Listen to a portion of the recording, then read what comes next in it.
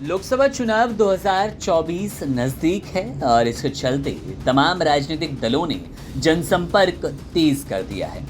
Election commission अगले कुछ दिनों में लोकसभा चुनावों की तारीखों का ऐलान कर देगा। ऐसे में सभी राजनीतिक दलों ने चुनाव की तैयारियां पूरी तेज कर दी है। वहीं उत्तर प्रदेश में सियासी सरगर्मियां बढ़नी शुरू हो गई।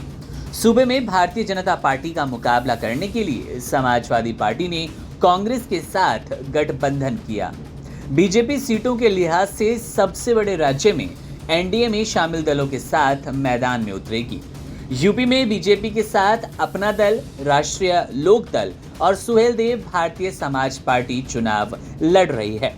माना जा रहा है कि यूपी में बीजेपी पिछली 2 बार की तरह ही प्रचंड जीत हासिल करेगी। इसी बीच टाइम्स नाउ नवभारत ईटीजी ने एक सर्वे किया और इस सर्वे में बीजेपी के नेतृत्व वाली एनडीए को बम्पर जीत मिलती नजर आ रही है। सर्वे के मुताबिक यूपी की 80 लोकसभा सीटों में से एनडीए को 72 से 78 सीटों पर जीत दर्ज करने को मिलेगी। वहीं इंडिया गठबंधन के खाते में 2 से 6 सीटें जा सकती है, जबकि मायावती की बीएसपी को 0 से 1 सीटें मिलेंगी। बता दें कि इससे पहले इंडिया टुडे ने मूड ऑफ द नेशन इनका भी सर्वे किया था। सर्वे ने उस वक्त यूपी में भाजपा को 80 से 72 सीटें जीतने का अनुमान लगाया था। वहीं सर्वे में विपक्षी गठबंधन को 8 सीट और बीएसपी को 0 सीट मिलने का अनुमान लगाया गया। हालांकि उस समय राष्ट्रीय लोकदल भी इंडिया गठबंधन में शामिल था, जो कि अब एनडीए का हिस्सा बन चुका है।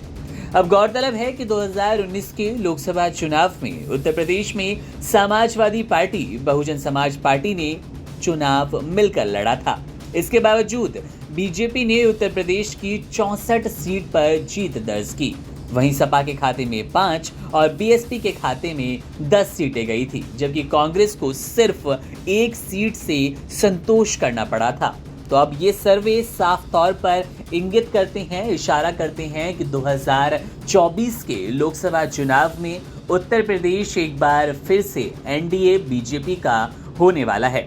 एक बार फिर से मोदी सरकार उत्तर प्रदेश में भी शासन करती नजर आएगी। योगी मोदी की ये जो जोड़ी है, ये एक बार फिर डबल इंजन की सरकार के रूप में काम करेगी, क्योंकि सीधे तौर पर वो टाइम्स नाउ का सर्वे हो या फिर मूड ऑफ द नेशन, दोनों जगह ये बात रखी गई कि 70 से 72 और 72 से 80 सीट तक उत्तर प्रदेश में एनडीए अपने नाम कर सकती है, अपने खाते में ले सकती है। और सीधे तौर पर वो मायावती हो या फिर अखिलेश यादव की पार्टी समाजवादी पार्टी, दोनों को बड़ा झटका मिलने वाला है, क्योंकि गठबंधन के खाते में ही सिर्फ 2 से 6 सीटें जाएंगी। कांग्रेस से हाथ मिलाकर समाजवादी पार्टी अब गठबंधन की तरह गठबंधन के साथ चुनाव लड़ेगी। वहीं पर मायावती की पार्टी बीएसपी, जो कि अलग लड़ने वाली है, उन्हें सिर्फ 0 से 1 सीट मिल सकती है।